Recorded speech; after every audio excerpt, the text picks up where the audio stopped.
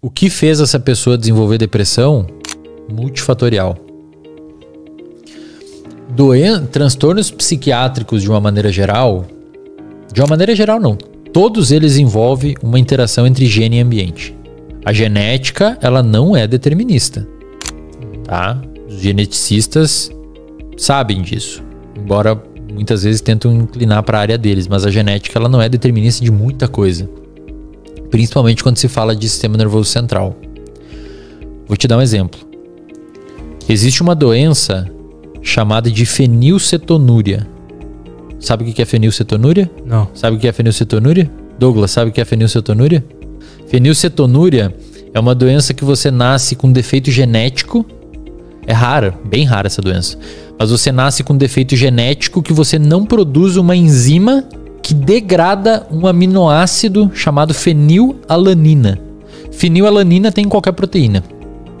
Você comeu carne, ovos, frango, tem fenilalanina. Quem nasce com esse defeito genético não pode comer proteína, porque se acumular fenilalanina, você desenvolve retardo mental. Ela é tóxica pro corpo. Caralho. Olha que louco. Quando você faz o teste do pezinho que você nasce, a galera faz esse teste pra você se você tem esse defeito genético ou não. Se você nasce com esse defeito genético, ele só vai ser um problema se você comer proteína.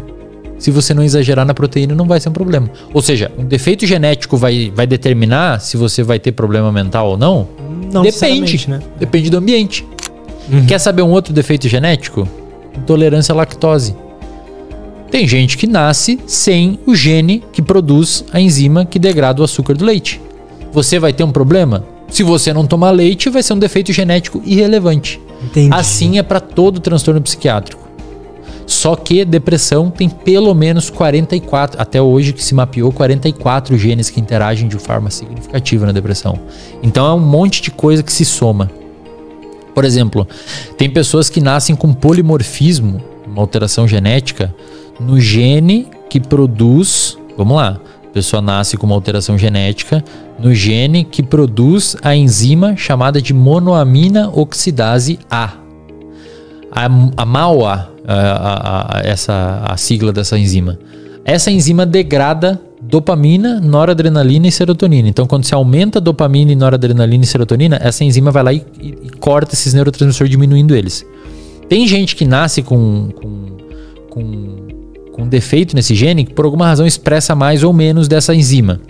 Por muito tempo, Lutz, chamavam esse polimorfismo genético de o polimorfismo do guerreiro. Por quê? Porque se achavam que pessoas que tinham esse polimorfismo genético ficavam mais agressivas. E de fato, pessoas que nascem com esse polimorfismo genético, algumas ficam bem agressivas. Inclusive, desenvolve transtornos de personalidade, como o transtorno de personalidade antissocial, que a gente chama de psicopatia. Psicopata, o nome técnico para o psicopata, é transtorno de personalidade antissocial. E muitos deles têm esse polimorfismo. Aí se achava que quem nasce assim desenvolve isso. Na realidade, tem bons estudos mostrando que a pessoa desenvolve um comportamento antissocial e de agressividade se tiver o polimorfismo genético e se sofrer abuso na infância. Tem que ter as duas coisas juntas. Entendi. Então o polimorfismo genético vai ser um problema se o ambiente meio que ativar ele. E assim é com tudo. Só na infância? Principalmente na infância. Principalmente na infância. Então, as doenças psiquiátricas é uma interação entre gene e ambiente, né? Isso para todas. Para todas. Para qualquer uma. Então, não teria como saber se aquele padrão de atividade da amígdala daquela paciente com depressão seria o mesmo da outra. Por quê? Porque a genética influenciou a atividade da amígdala daquela paciente e as experiências dela. Existe uma coisa chamada neuroplasticidade. Neuroplasticidade é a mudança do seu cérebro frente a experiências que você tem na vida, né? Inclusive, via mecanismos neuroplásticos que o seu cérebro, por exemplo, diminui aqueles tônus dopaminérgicos. Pensa assim, ó, o seu cérebro ele responde ao que você dá para ele. Por quê? Porque existe a neuroplasticidade. A neuroplasticidade ela é muito alta em alguns períodos, principalmente até os 25 anos em média, tá? Vão achar aí que semana que vem faz 25 anos, vou aproveitar uma semaninha para dar um corre na minha neuroplasticidade porque vai fechar nos 25 anos, isso não existe. Mas o que a gente sabe hoje é que depois dos 25 anos, principalmente na idade adulta, é mais difícil você induzir neuroplasticidade numa pessoa. E olha que louco, cara, quando você olha pro cérebro tudo faz sentido, porque qual que é o período em que mais desabrocha os transtornos psiquiátricos, tirando os do neurodesenvolvimento? 17 a 23 anos.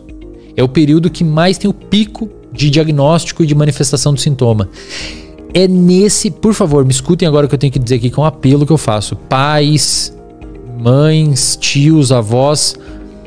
Quanto mais cedo você tratar a pessoa que vive com você, que manifesta sintomas de depressão, bipolaridade, esquizofrenia, o que for, maior é a chance da remissão dos sintomas. Por quê? Porque o cérebro é plástico. Quanto mais doente você fica, melhor ele fica em ficar doente.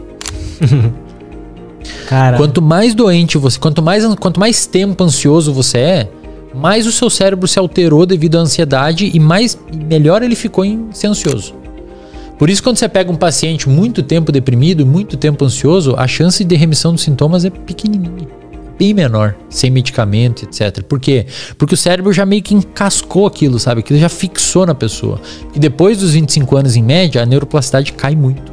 Tanto é que você pegar um moleque de 10 anos, botar morar nos Estados Unidos, na Alemanha, sei lá. Cara, 1 ano ele tá falando a língua de lá. Sem cursinho, sem curso. Pois é, né? Agora bota um marmanjo de 35. Cara, 10 anos com curso e olha lá ainda, vai falar com sotaque. Por quê? Depois dos 25 anos, em média, as mulheres um pouquinho mais cedo, o cérebro ele meio que concreta, ele fecha, digamos assim. Ele termina de amadurecer o córtex pré-frontal, que é a última região do cérebro a amadurecer, e é mais difícil você induzir mudança na circuitaria. Mas tem uma coisa que pode ser feita que parece que aumenta a neuroplasticidade. Foco. Tem um grupo do professor chamado Merzenich, que publicou vários artigos na Science, Journal of Neuroscience, bons jornais científicos. Se você pega um macaquinho adulto, pega um macaquinho jovem, se você pede para o macaquinho escutar um som e discriminar, você ensina ele, né, dando recompensa, a discriminar 2 sons, tipo tac, de tac, são 2 sons diferentes. Você dá uma recompensa se ele acertar, se ele apertar o botãozinho do som que você quer que ele acerte. Então ele tem que discriminar esse som. O macaquinho jovem, ele não precisa necessariamente focar para induzir neuroplasticidade na área auditiva. Você pega o cérebro do macaquinho que não sabe o som, ensina ele, sem a necessidade do macaquinho focar muito naquilo. E você olha a parte do córtex auditivo, que ele ficou ouvindo aquele som. O macaquinho mais novo induz uma mudança no cérebro meio que passivamente, meio que sem foco. O velho, ele tem que prestar muita atenção para discriminar os 2 sons, e quando ele consegue discriminar os 2 sons, que envolveu uma atenção muito grande, induz uma resposta neuroplástica no cérebro dele. Huberman fala muito sobre isso. Então, depois dos 25 anos, você consegue induzir neuroplasticidade. Em média, 25 anos, né? Pessoas mais antes e pessoas depois. Você consegue induzir neuroplasticidade, mas tem que ter foco. É tipo você aprender uma língua, cara.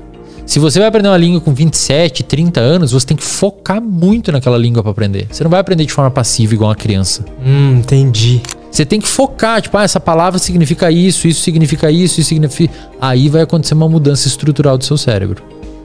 E detalhe, essa mudança estrutural do seu cérebro, ela acontece devido à liberação de um neurotransmissor chamado acetilcolina, e acontece principalmente no sono. Então dificilmente você vai ter neuroplasticidade na idade adulta se você não dormir bem.